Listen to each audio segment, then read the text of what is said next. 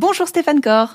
Bonjour Mégane. Plaisir de vous retrouver, vous êtes notre spécialiste du numérique. Aujourd'hui, on va parler donc d'une manière de converser avec nos proches qui sont décédés, c'est exact? Voilà, peut-on survivre à notre propre mort? Telle est la question. Alors, il faut aussi réaliser, parce que des fois c'est un peu anxiogène de se dire, mais aujourd'hui, tout d'un coup, les technologies arrivent et les gens ne sont plus vraiment vivants, plus vraiment morts quelque part. Ouais, c'est vrai. Mais on a toujours finalement essayé de faire vivre les gens à travers les souvenirs qu'on en avait, à travers des albums photos, des films, tout un ensemble d'éléments.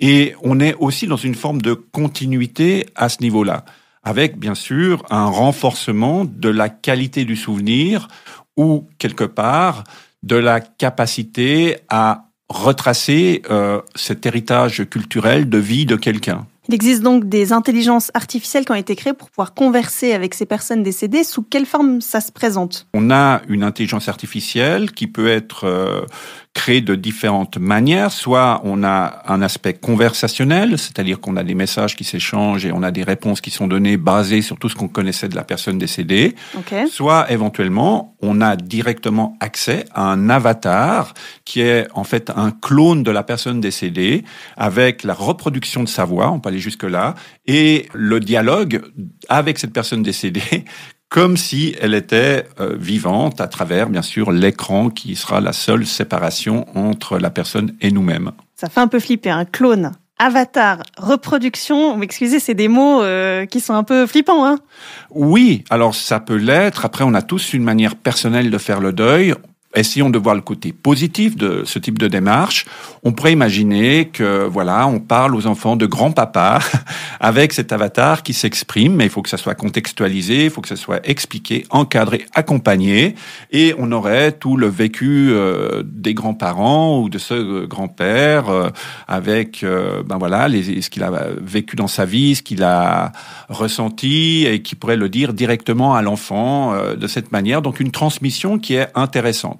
Maintenant, on peut aussi organiser son oraison funèbre en utilisant un clone de soi-même et soi-même parler de soi aux gens qui sont venus assister à la cérémonie funéraire. Alors ça peut être déstabilisant, puis c'est intéressant aussi. On peut laisser l'image vraiment qu'on a envie de laisser aux gens. Après, préparer sa mort, c'est quelque chose qui est peut-être un peu complexe aussi et qui n'est pas forcément voulu par toute personne, mais derrière, de nouveau, il n'y a aucune obligation. Il y a les technologies qui apparaissent, elles donnent des possibilités et à chacun de, quelque part, s'approprier ou pas ces possibilités technologiques. C'est clair, mais est-ce qu'à terme, ça peut pas nuire à un deuil? Parce que finalement, un deuil, c'est quand ça s'arrête, on garde plus que le souvenir.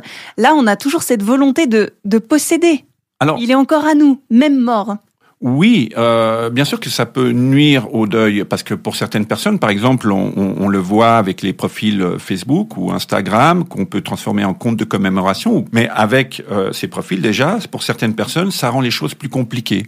Pour d'autres, c'est une manière de fleurir une tombe avec des mots, des images, tout au long du temps, de l'année. Il n'y a pas forcément uniquement à une date de commémoration. Donc c'est intéressant, parce que il y a une pensée plus forte envers des personnes qui ont disparu, mais pour d'autres, ça crée l'impossibilité de couper ce lien et de pouvoir faire le deuil dans l'acceptation du décès de la personne.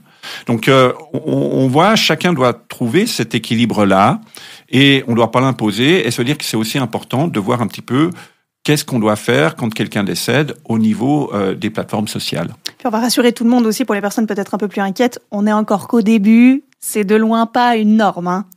Non, c'est pas une norme, et ça sera une démarche volontaire. On pourra aussi décider soi-même, on peut le mettre dans son testament, qu'on ne veut pas que trop de traces numériques nous survivent. On peut agir à ce niveau-là aussi. Merci beaucoup Stéphane Corr, à la semaine prochaine. Merci.